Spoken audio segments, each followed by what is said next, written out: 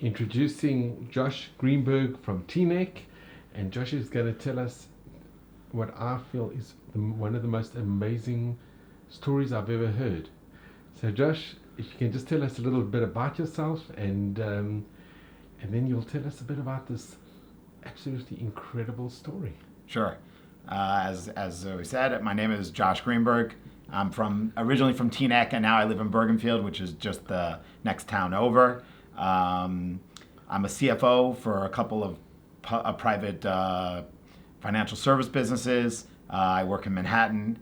I live with my wife, Davida, in Bergenfield, and we have 3 kids.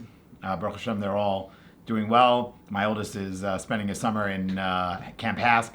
He's 20 years old and is starting YU. My middle son is Gabe, is a senior in TABC, and my daughter is 14, just finished her freshman year in Mayanot High School in Teaneck as well. So we do everything in Teaneck. I've been in Teaneck since 1982. And where were you before? We lived in Queens. We started originally in Queens, but we've been basically in Teaneck for the last 30 years. Also, which is where my father, Ira Greenberg, was the chazan of the Teaneck Jewish Center in Teaneck. So I've been asked to tell an interesting or pretty phenomenal story that happened to our family, and it happened later on in life, which is what makes it even more interesting. I think we'll just put a bit of a background. We were in Krakow, and we were discussing about Levium, and you mentioned that you once were a Levi and you're no more a Levi. Correct. So here we are on a wonderful trip, a once-in-a-lifetime trip to Poland. I came with my wife and my sister-in-law, and we went with Rabbi Aaron Adler, who actually is mishpacha to my wife and my sister-in-law, and that was the draw for us to come on this trip. Was that we were going to see and hear about a lot of my wife's family from the Adler family, and get to where we even go back to where we went to the Ramah shul in Krakow. That's a great, an 18th or 14th or 15th generation great grandfather, which is amazing. Which we just found out. Is that's on your wife's side? It's on my wife's side. And we actually have What a good, wow. Yeah, we have the family heritage that and lineage that shows the 14 generations. Wow. And we had a wonderful experience here in Poland. Got to see a tremendous amount of things. And one interesting thing about our group was that anytime we were laning, we didn't have any Kohanim, correct? Yeah. All we had a few Levium.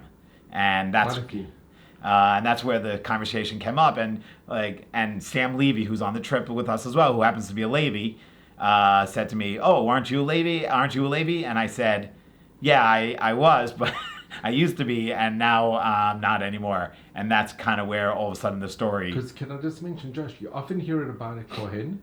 Correct. They once were a Kohen and something happened in the family or something happened to the person, and then they're no more allowed to duchen. Correct. So, but I've never ever heard that somebody was once a Levi and they're not a Levi anymore. Correct. You hear about a Kohen. This is unique. Or you hear, and you don't hear too often where someone was a Levi or so that now all of a sudden is a Kohen also. Yeah, this was a unique situation that happened to our family, and we only recently found out about a lot of these things about 7-8 years ago. And so it's not usually the case where someone was a Levi and now all of a sudden is not a Levi. So. Okay, and how did you find out?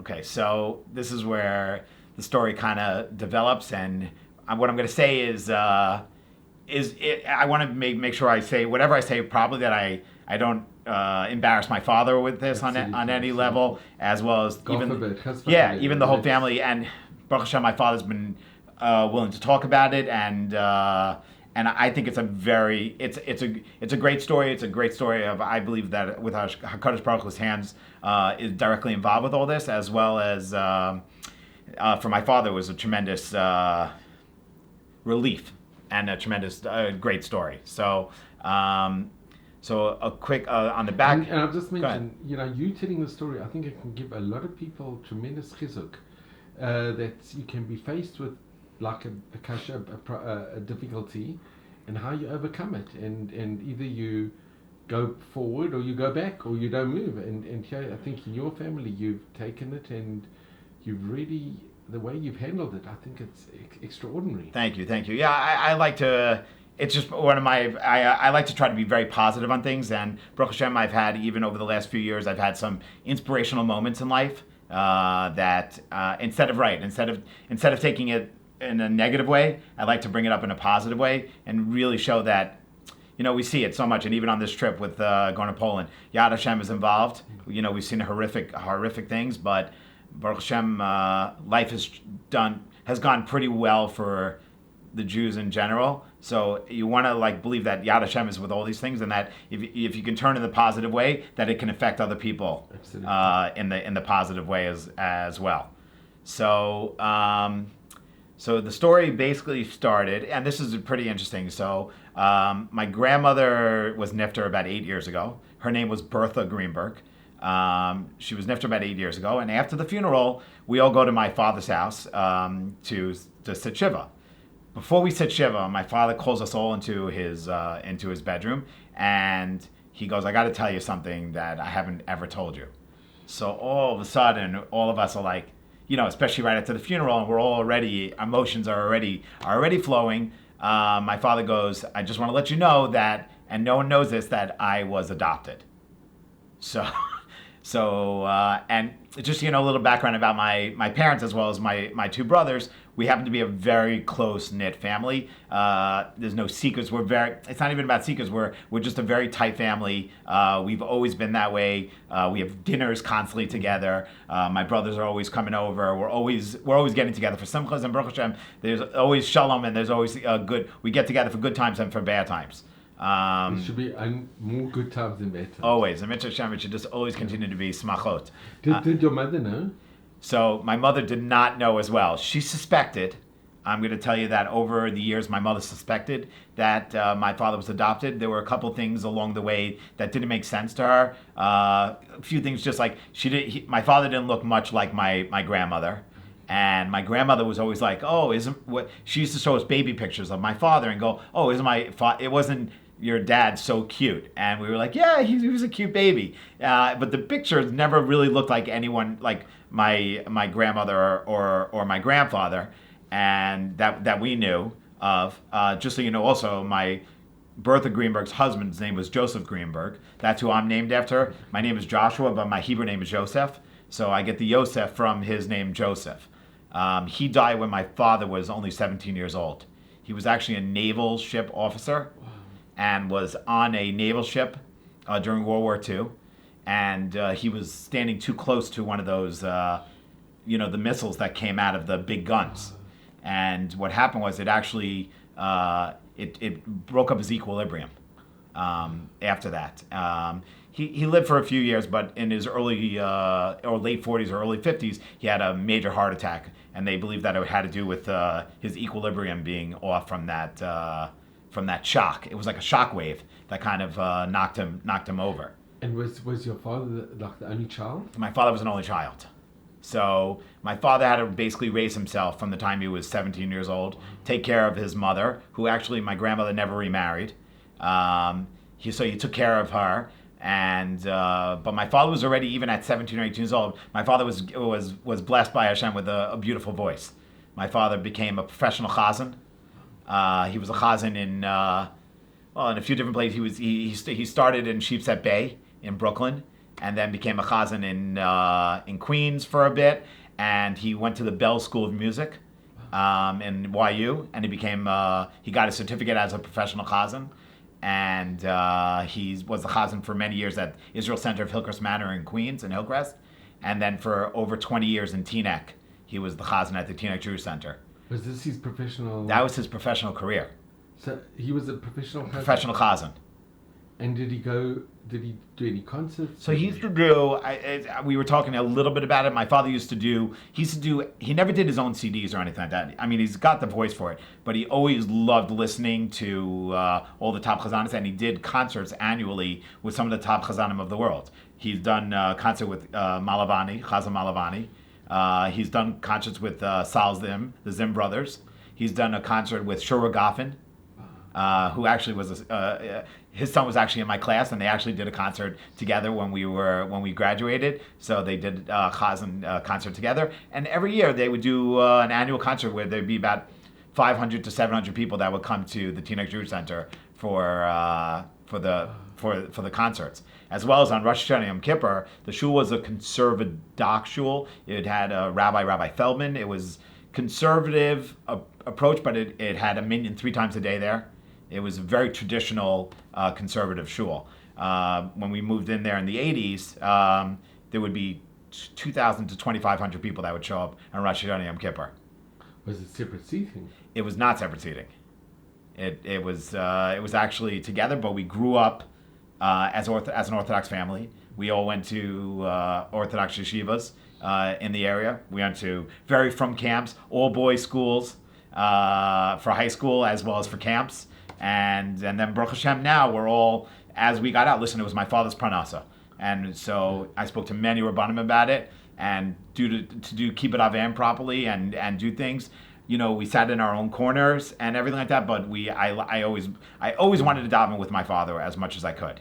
And today, today, still it's as not vibrant as it was before? No. So Teaneck has definitely gone in the other direction. It's gotten very. The shul actually became an Orthodox shul, as well as other 14 or 15 other shuls. And the community, did they move more towards Orthodox? Yeah, the whole community moved way to the right, and it's actually moving righter as we're talking. The community it's a thriving Orthodox community. Everybody, complete Shomer Shabbos, and it's a wonderful community to live in, and it's great. And even now, my father's davening in an Orthodox shul near his house at this point. Like I said, we grew up. It was my father's parnasa. He had a gift. He got a matana from Hashem that he was able to. Your father could have had a very instrumental role in this transformation of making the community more. Absolutely. That's how I kind of like to end part of the story, but I'm more than happy to share it now. My father's a real people person, as I guess even just talking to you, we have a rapport. My father makes a rapport with every person he talks to. My father has the ability to talk to anybody about anything, and he's wonderful with all that stuff, and he's changed people's lives. From doing weddings to funerals to.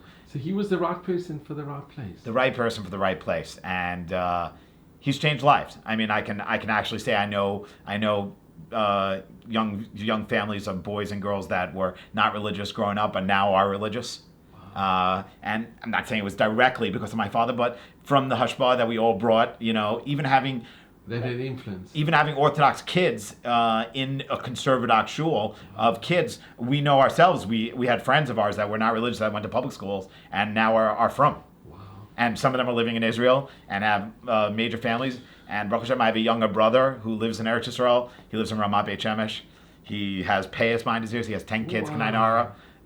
So Baruch Hashem, the family has come a long way, and has always done the right things. It's wonderful. So I'll go back quickly. As I was saying, so my father comes in. He goes, I just want to let you know I was adopted. So that was an immediate shock to all of us.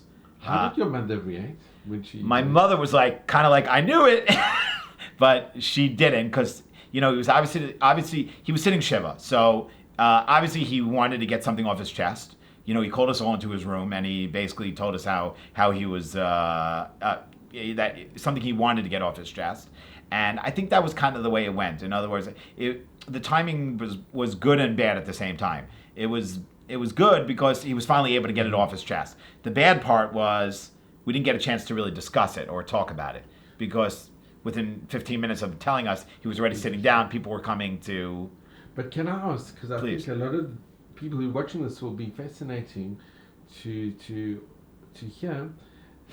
Your mom could have done the other way. She could have said, well, why were you kind of dishonest? We were married, and why weren't you honest with me from the beginning? But she didn't go down that route. My mother didn't get it. So Baruch Hashem, again, it's another thing. My parents are unique. You can ask my wife. We can. A lot wouldn't. My parents have. It was a match made in heaven. Wonderful. My parents' relationship, I always say, my wife says it every day. I don't say it as much. My wife says every relationship should be like your parents. They have a phenomenal relationship together. My father cares for my mother. My mother cares for my father. My father does most of the cooking in the house, while my mother goes to work, as my father was a chazan, so he didn't have to always work during the week.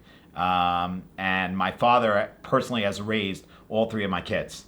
When my wife was going to school, and even teaching, when my kids were growing up till the age of 5, instead of sending them to a nursery, they grew up with my father. Wow, that's amazing. Which was amazing. So my father sang to the kids, and each kid of ours, as well as all the grandkids, has a special relationship with my father.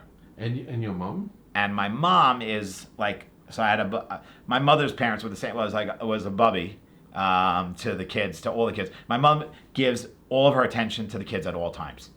There's never not a time that she's not thinking about the kids or doing something for the kids, as well as to everyone. My mother's like my father when it comes to everyone and everyone's feelings and everything. So my sister-in-law is here on this trip with us to Poland, and just so you know, my mother bought a book for Davida to write all of her notes down. A memoirs book.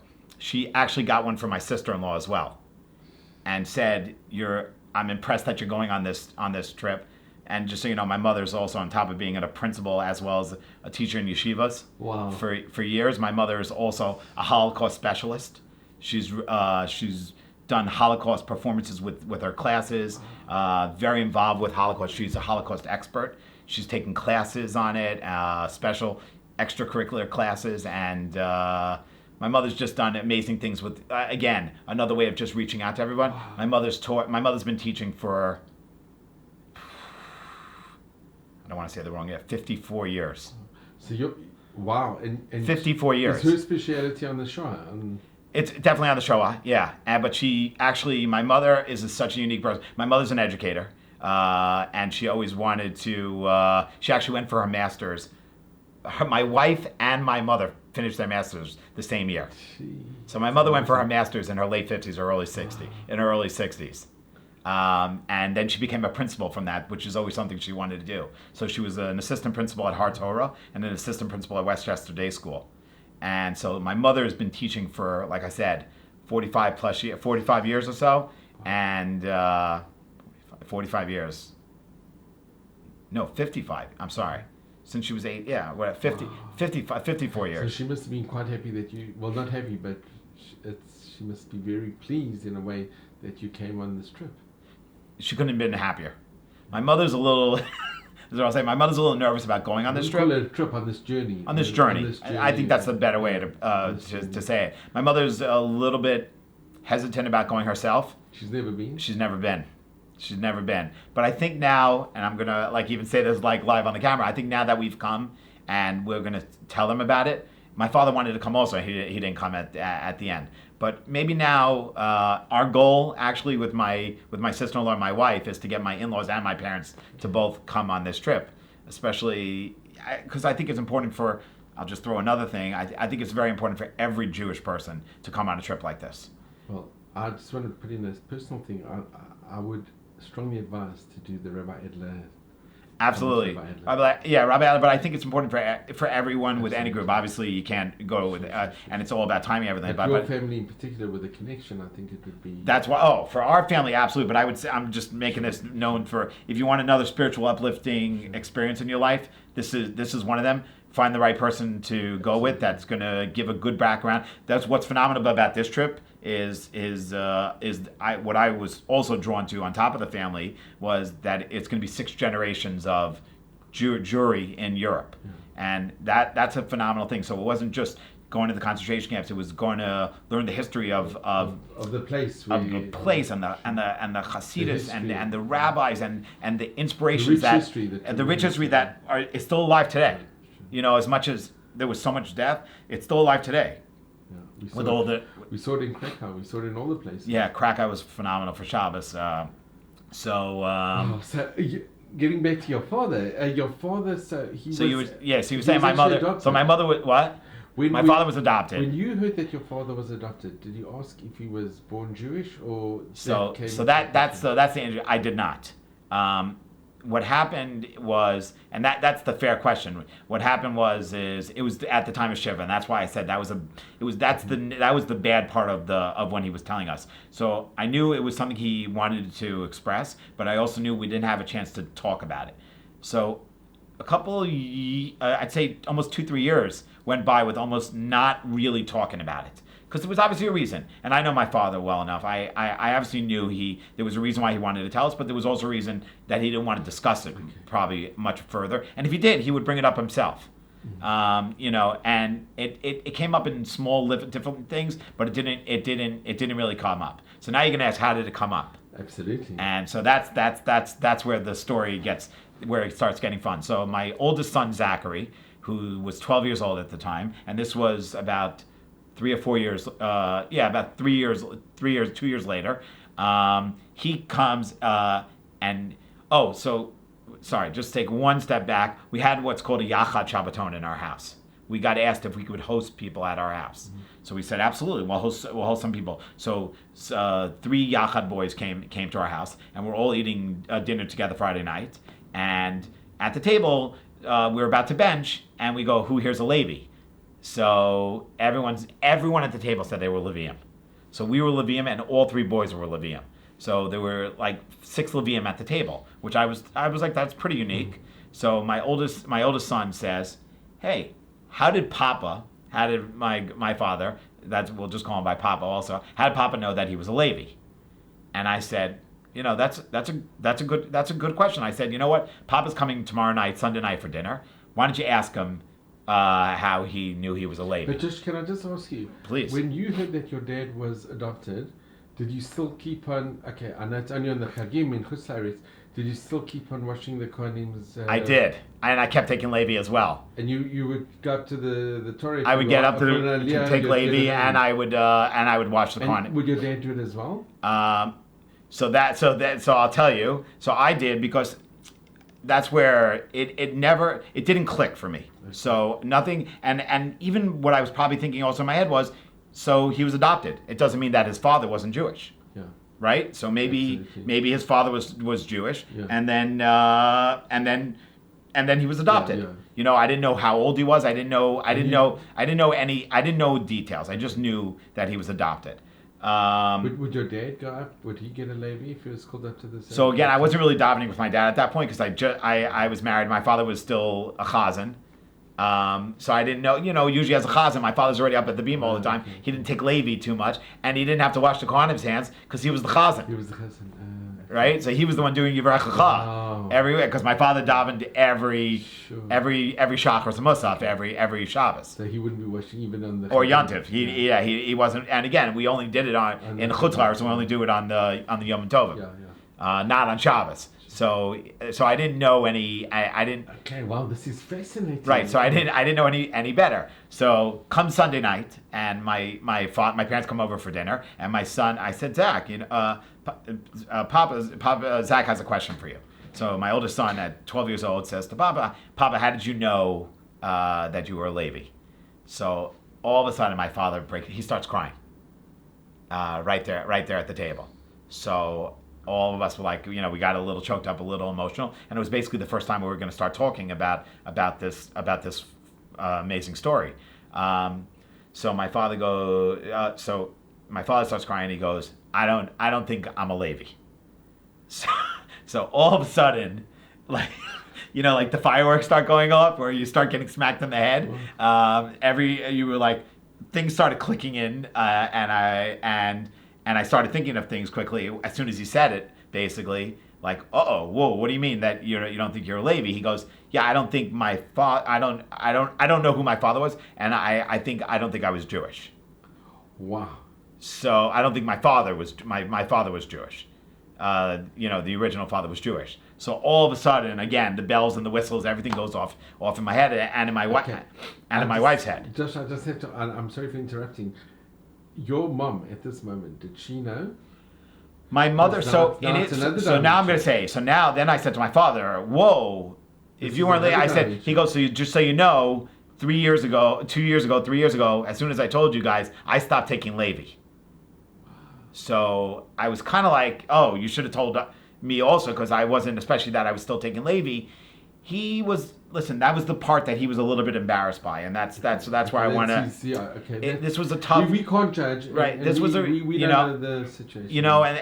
and my middle brother. I have two brothers. My middle brother stopped. He didn't stop either. He didn't think about it. But my youngest brother, the one I said with 10 kids, who moved to Eretz Yisrael, he only stopped when he moved to Eretz Yisrael. So when he moved to Eretz Yisrael, he stopped because it was an easier transition for him. So as soon as he moved there. Because it's not that easy that you... Right. I mean, like, especially in the shul, it happens to be, for most people, and this is where you could say it as well, for most people like myself, I've been going, how am I telling everyone in shul all of a sudden I'm not a Levi? It's a little embarrassing, and people know, right, in shuls, everyone knows who the Kohanim are, everyone knows who the Leviim are. Obviously, it's the smallest percentage of the minyan, and people know, and they all, especially you come to shul every Shabbos and every Monday, Thursday, you're getting called up for an aliyah pretty often. I especially go to shul in Beit Vegan because sometimes I'm the only Levi. Right. And everybody knows it. Everyone knows it. So imagine you come in one day and they're like, I can't, and then all of a sudden everyone's going, what's wrong? Everything okay? Everything, and you start getting questioned, and then it's not push. It's not push it. So did you ask your father? Did he undergo a conversion process? So let me go. I'll get there. So he was. Oh, so he said he wasn't a Levi. So so he stopped taking Levi. So immediately I call my Rav. After we talked about it with my father and everything like that, because he didn't have any real details again. So this, just so you know, he just knew he had small details. He knew he was from Canada, and he had a birth certificate from New Brunswick, Canada. Now that was shocking because my mother, he had an aunt from my grandmother's sister was from New Brunswick, New Jersey.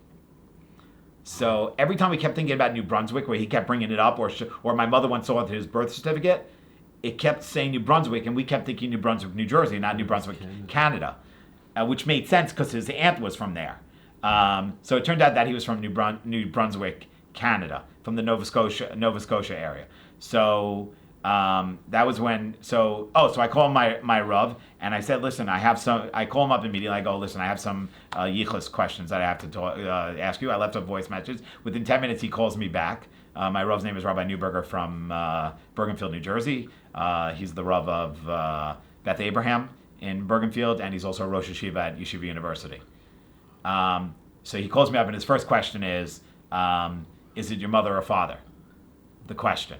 So I said it's my father. He goes, okay, that solves a ton of shilas here right now. Mother, obviously, there's a whole other thing. And then when he heard my father, I just wanted to know how special my Rav is. My Rav's first thing was, we want to make sure we do everything that keeps your father comfortable. I don't want to do anything that's going to hurt your father's feelings, which is an amazing. He saw out of the box. He didn't just see like all the halachic shilas. He wanted to know how my father was going to deal with this, and that it wasn't going to be too stressful on him, which was pretty a unique approach. So then we start telling him, he didn't know, he forgot that I was a Levi. So as I'm talking to him on the phone, I said, I think I have some issues that I have to deal with. So I said, number one, I'm a Levi. He goes, yeah, that's going to stop as of today. So he says, but I'm worried about you also. This is what he said also. I don't want you to feel uncomfortable in shul and everything like that. So he says, what I'll do with you is we'll talk with the Gabayim, and we'll take your name off the Levi list. This way they don't call you up whenever you come into shul. And I was okay, listen, Baruch Hashem, I have a lot of self-confidence. I wasn't worried. And also once I started telling my friends some of these stories. But it's very sensitive of the Rav to even think of that. Yeah, that's all he was thinking about, those things. Then I said, we have two other issues. And can you think of what one of the issues are? Was he Jewish? No, I got another thing, even for myself. How did they get married? No, so I'll tell you what I was. I'm a Bechor. What about the Pidyon Haben? So I never had a Pidyon Haben because my father was a Levi and I was a Levi. Oh my goodness. Right. So all of a sudden that, and now let me take step two. My son, who was 12, who asked this question, he's going to be bar mitzvahed in 4 to 5 months. He never had a Pidyon Haben either, and he was the first. And everything was good for him to have a Pidyon Haben. Then the last thing that we would discuss, the last thing we discussed, and I didn't even get to the interesting part of the story. This is just part with me, and then the last thing was my Rav says we should actually also redo the ketubah. Because it's his Levi? Because it said Yosef Ari ben Yitzchak Chaim HaLevi. So he said, listen, there was no issues with yichud. There was no issues of anything like that. He says, but as soon as you can get around to it, you should come and we should redo the ketubah. So just so you know, like within that week, my wife and I went to my Rav's house. We brought my closest friend over. We got remarried at my wife's house, at my Rav's house. You get remarried. We got remarried. My wife said, "Do you think I should get any new bling, for getting remarried?" And the Rav says, "You may want to go. You may want to go to Vegas one more time." But we got remarried in the house. We actually danced around his house. We sang Simon Tov and Mazel Tov, and we got the ketubah redone without Halevi on there. Then we had to do also the Pidyon events. So for myself, because I'm over bar mitzvah, the halacha is I have to be kona myself. Wow. So all my friends were all excited. So I invited like 30, 40 friends over. This is unique. I invited like 30 or 40 friends over. They all wanted to carry me on a silver tray, like a little baby. Yeah. They bought baby gifts.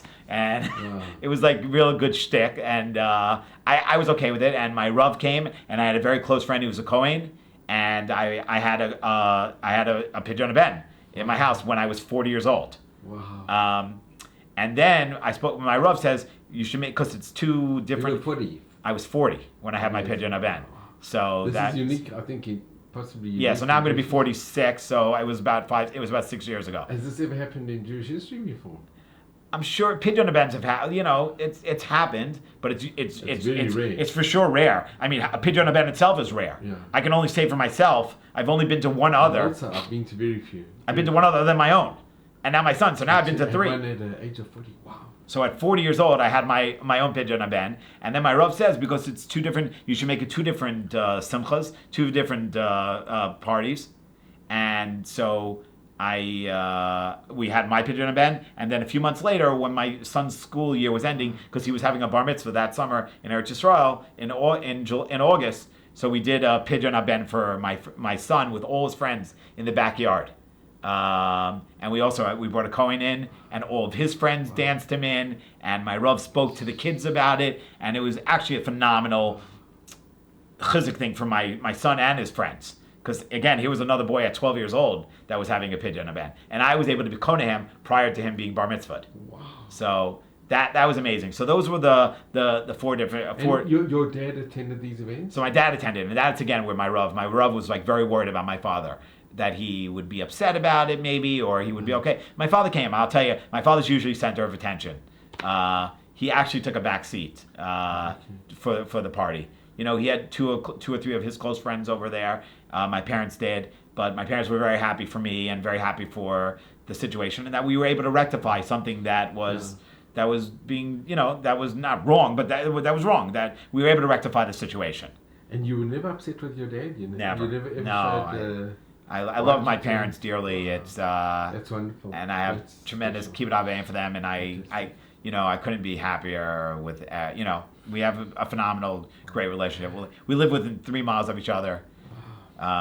We even did construction a year or 2 ago. We moved in with my parents for 6 months, and just so you know, the worst day was the day we moved out. Wow. My wife and I, everyone was crying the day we were moving out.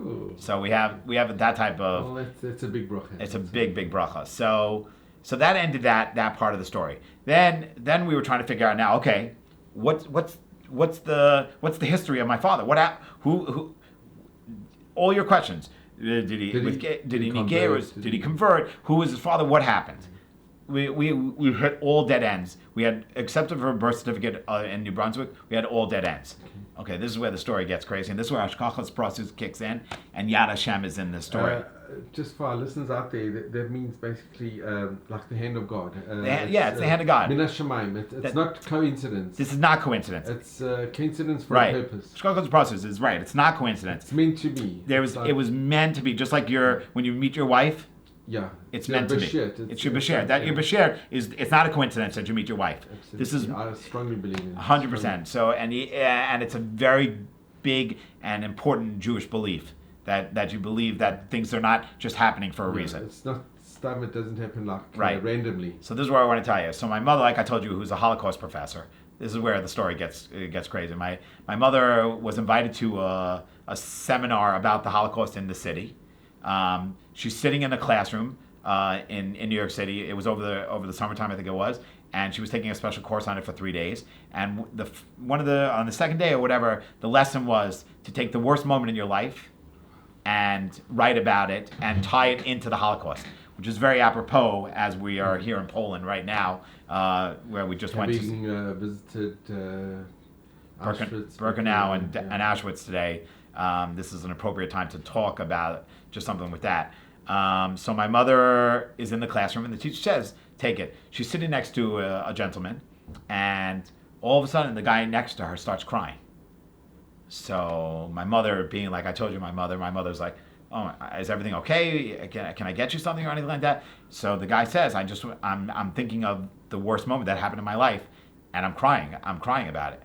So my mother's like, well, you want to tell me a little bit about it? He goes, yeah. So he goes, I was a butterbox baby.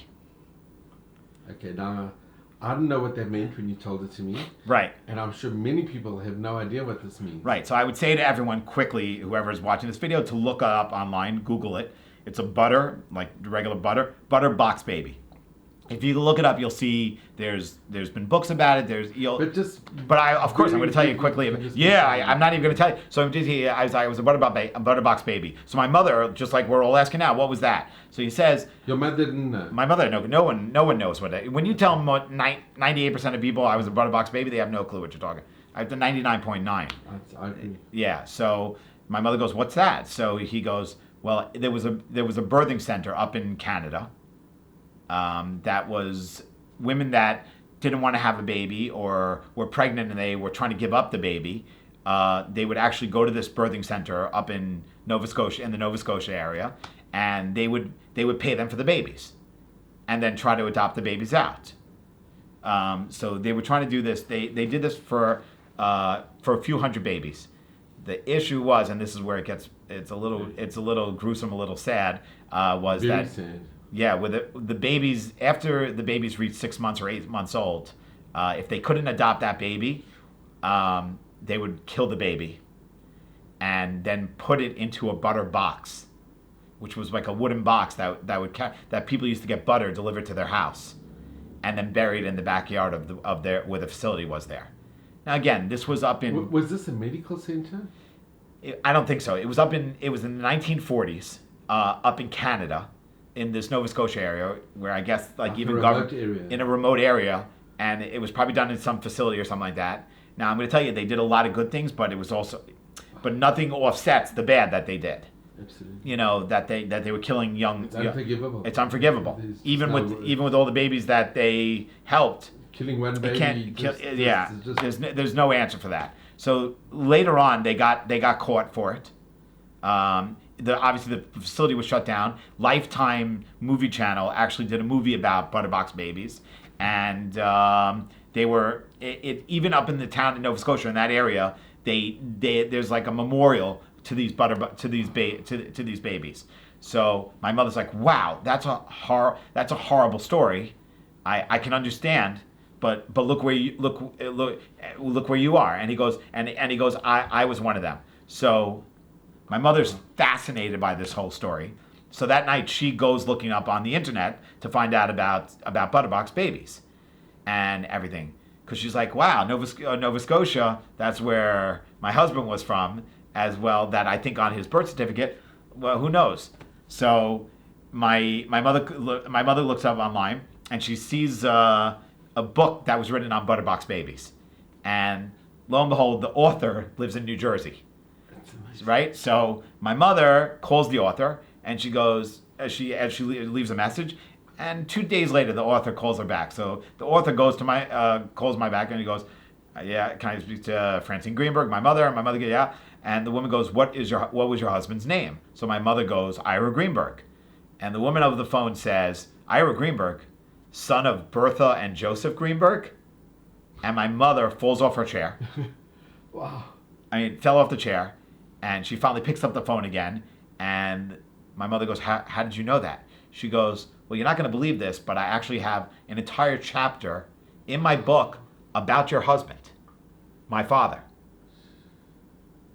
and this is now when my father's near 69 or 70 years old. And your dad didn't know? No clue. No clue. So my mother can't believe this. So she orders the book, and the woman even faxed over the paperwork. And all of a sudden, in the chapter, there's 4 pages about my father, who his real mother was. Wow. And ready for this? He had siblings, and who his adoptive parents was, the ones I told you, Joseph and Bertha Greenberg, how they adopted him. Are there any pictures in the book? There's no pictures. But this woman has done research on Butterbox babies. Now, I'll tell you quickly also about these Butterbox babies. Every year they have a reunion. So my father has gone to a couple of the reunions in New Jersey. And this is where I'll tell you where there's a bracha also. There's, of the group that came of 20 or 30, there were 4 or 5 from religious shetels, of a couple men and a couple women that were Butterbox babies that have grown up from. They were adopted by Orthodox. Adopted, had conversions or whatever, and have now have from families. Unbelievable. Which is in its own right. It's a miracle. How's that? And what I said, the coincidence. What are the odds that my mother is sitting next to this guy that says this about? How is that? Where does that happen? Like I said, it wasn't like they were taking a class together, and he was crying, and he sat down next to her. That wasn't predetermined. Of course, it's an amazing thing. So now all of a sudden, we have the book, and the book starts saying who my father's real mother was, and what happened. So we're looking through the book, and we get all the information. He actually had 3 siblings, and we found out that his real name was. Instead, it was Roderick Brown. Wow. So we got his real name, and we got who the mother was. So now my father being a chazan, as well as my father does a lot of funerals as well as his profession. He works with the funeral places. He called the funeral places to see if they can help him try to find out who his mother was up in Nova Scotia. Start calling the hospitals, start calling the cemeteries to see if her name pops up anywhere. Dead ends, literally, like. Dead ends. They couldn't find it. Siblings? Could they find? He couldn't find anyone. He couldn't reach anybody. He couldn't find. So how did it happen? So there's a guy who works at IDT. IDT. There's a guy, Howard Jonas. There's a company that went public, hires a lot of from guys, does a tremendous amount of things. He's involved in Israel and involved with a lot of different things. So at the place, a good friend of my parents mentioned that there was a genealogist that works in IDT. So my parents called him up, and this genealogist worked on the whole Kushner, the Kushner family. Sure. The Kushner family. He did the whole genealogy and family tree of the Kushner family. The mother actually came from Nevada. The grandmother. Oh, right, yes. And she was in the tunnel. She went through the tunnel, escaped through. We were there 2 years ago. And then and now obviously one is related to Donald Trump. Sure. So that's the grandson. Yeah, that's the grandson, right? Jared married. It's a miracle that the grandmother survived. Yeah, I've heard many incredible stories about that as well. So this genealogist did a whole book on the Kushner family. So my parents come and they bring the book and they bring all the information and they sit down and they tell this whole story that I just told to this genealogist, and he goes, "I charge $3,000 a month." Wow. And my parents said, "Okay, we're willing to do it for a few months. Let's give it a try." So they hired the guy, and a couple weeks go by. I'd say in the 3rd week or so, all of a sudden the phone rings and it's the genealogist. And the genealogist goes, "I just want to let you know that last night I spoke to your sister." Wow. And they know who you are. They've been trying to find you. But they haven't been able to. There must have been more dead ends up in Nova Scotia than there were for us trying to find out about them than them finding out about my father. So, unbelievable. Now all of a sudden my father has a connection with a half sister. Like a blood relative. Blood relative. So now we were able to hopefully be able to answer any certain questions. So now also, one of the questions you didn't ask me, but we were getting to it, is like, so how did my grandparents come to getting my father? So that's in the book. That's in the book as well. Wow. So in the book, it basically said, so here was what was happening. My grandparents, Bertha and Joseph, weren't able to have any kids. And if you knew what was going on in the 1940s, state law was that if you wanted to adopt a baby, you needed to adopt a baby that was in your own religion. Uh-huh. You weren't allowed to You weren't allowed to adopt a baby, a Christian baby, to make the baby Jewish, and vice versa. A Christian family couldn't adopt a Jewish baby. So, and now you're thinking, 1945, how many Jewish families are giving up babies for adoption? Nobody. It's right after the war. Sure. It's after the Holocaust. If anything, everyone's trying to have babies. They're not giving any away. So my grandparents couldn't find any. They heard about this birthing center up in Nova Scotia, Canada, because again, it was just a birthing center at that point.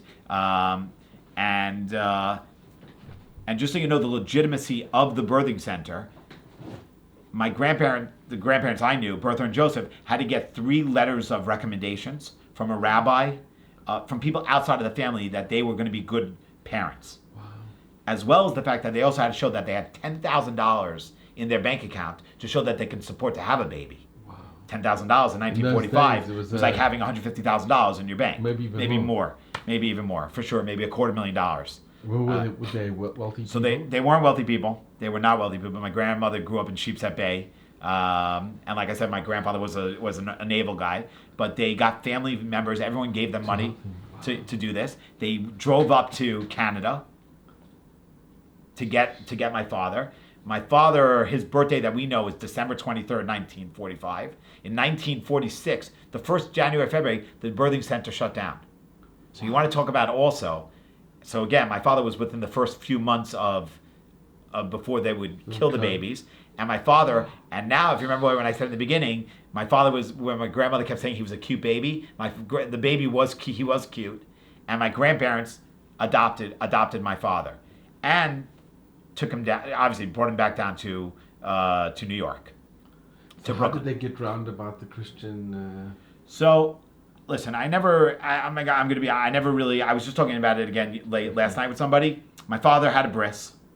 My father had a bar mitzvah, and then he went through all the schools. At some point, did he ever announce that he was taking on the Geiros?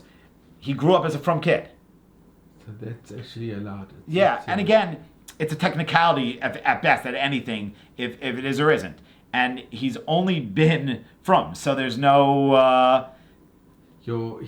His adopted father. Because he was adopted at he was adopted at 3 months. At 2, they can put in the mikveh. Yeah, so they put him in a mikveh, and he had a bris, and that's it. He's a Jewish. He doesn't have to go. He doesn't have. You're right. Somebody at 13, you're supposed to denounce. Not everybody. Right, exactly. So listen, I'm no halakha, but he grew up in a frum home, in a Shomer Shabbos house, and grew up Jewish. Unbelievable. So now just to, I didn't want to ruin where the story was, but now now I can answer part of the questions of why my father didn't say anything.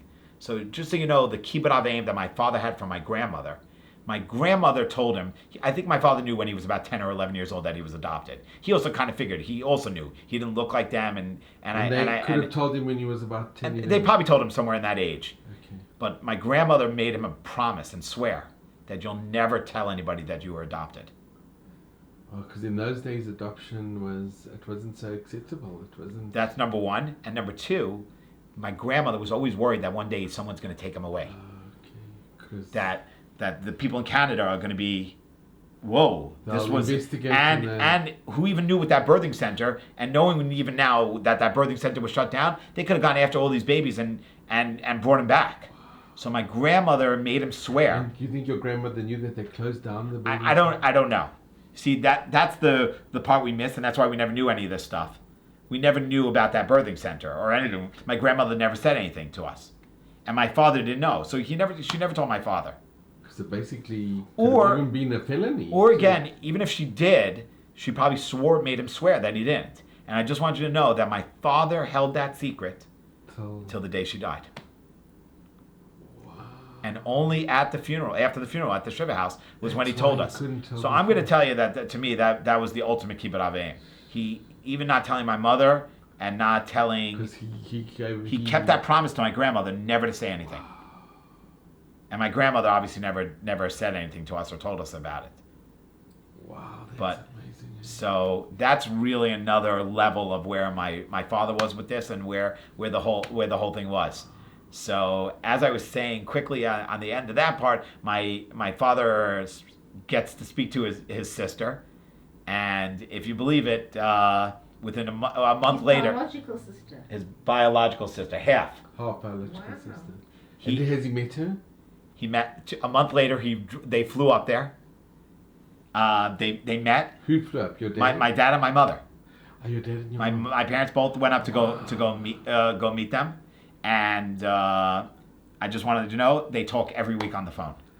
Wow. And one of the questions that my wife and everyone and my kids kept asking. You've got cousins. We've got cousins.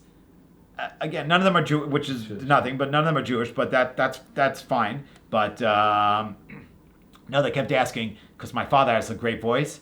Do any of the other siblings have great voices? Like my father, because Yeah. my father's a professional And singer. he's got brothers as well? So he had two older.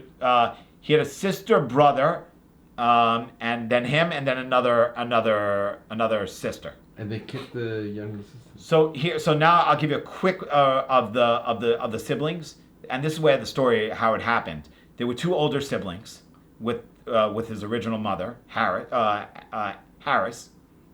Her maiden name was Harris, and then she married a Brown. I believe I got that correct. She was married. She had two kids, and then the husband died when the kids were like, I think 10 and 7. When they died, the mother-in-law had a little bit of money, and the mother-in-law said, "I'm going to help you raise the kids," to his mother. She, again, now that we're talking, it was in 1943, 1944, something like that. She got pregnant. Maybe it was a soldier that came over. Maybe it was a sailor that came over. We'll never know. We don't know who the father is. She got pregnant, and that was when her mother-in-law said, "You can't have a baby out of wedlock." Again, 1940s. Who was having babies that weren't married? Yeah. So the mother-in-law said, "You're going to give this baby up for adoption." They heard about that birthing center in their neighborhood. They gave up my father. So, but the siblings were already older. The two older siblings were older. They knew she was pregnant, and they knew she gave up the baby. But they couldn't. They were never going to be able to trace where my father went. But that's how crazy, how amazing it was that they knew who my father was for the last 70 years. So the older sister was the one that my father speaks to, and the brother died. After she did that, she met another guy. She got remarried again and was married for another 25 years. And she had a younger daughter. She had a younger daughter. But now the younger daughter was way younger than the older two. And again, it was another half sister because it was another father. Is your dad got connection with the So younger sister? he's spoken with her, but she's not there. She's not as friendly or involved with the older siblings when they were alive. You know, it was kind of separate. But meanwhile, when my father went up there, they brought the whole family together, all the kids and all the grandkids and everything like that of whoever was alive, and they all made a huge welcome for my father. And they started looking up. My father told them that he was an Orthodox Jew, and they started looking up. They didn't even know basically what that was, but they knew about Jew. They heard about Jewish, and they knew about kosher. They looked up about kosher. So when he came up, they were like, "Oh, we know you can't eat pork, but we got you fish instead. We got you a clam chowder salad," which obviously we all know is treif. So my parents just brought up tuna, but they had a family reunion. Wow. Up in the house. My parents have been there twice already, and as a matter of fact, even maybe this summer, there's a nephew or whatever that lives in Boston, and they're gonna get together with them in Boston. Fantastic. As well. So I mean, to surmise the situation, like I said, from a spiritual thing, Yad Hashem was in this in such a way.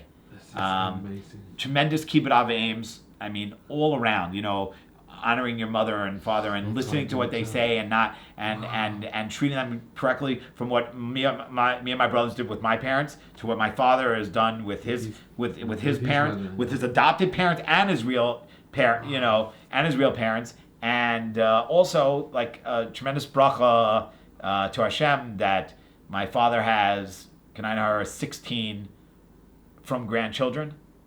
Wow. You know, out of the three, my youngest brother in Israel has 10 kids. I have 3 kids of my own, and my other brother has 3 kids.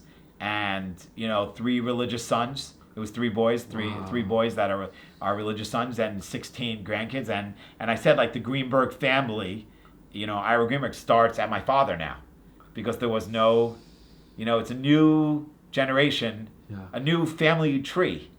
From my father, because he didn't, which is something not everyone could say. Again, we're on the 3rd generation now, but okay, but we'll be able to trace it right from the beginning. So we're thankful to HaKadosh Baruch Hu. We're thankful to our families, and that's Josh, it's been such a really honor and a privilege to hear this. I think you should put it in a book, or your mom should definitely, if she's. But this is something extraordinary, and there's so much Musa to learn from this. There's so many things to learn and to appreciate, and you told it incredibly from all your heart. It comes, from you, and you can see the love that you have in your family, the devotion for each other, and the respect and the tremendous kibbud abaim that you have, which is an example for all of us to emulate.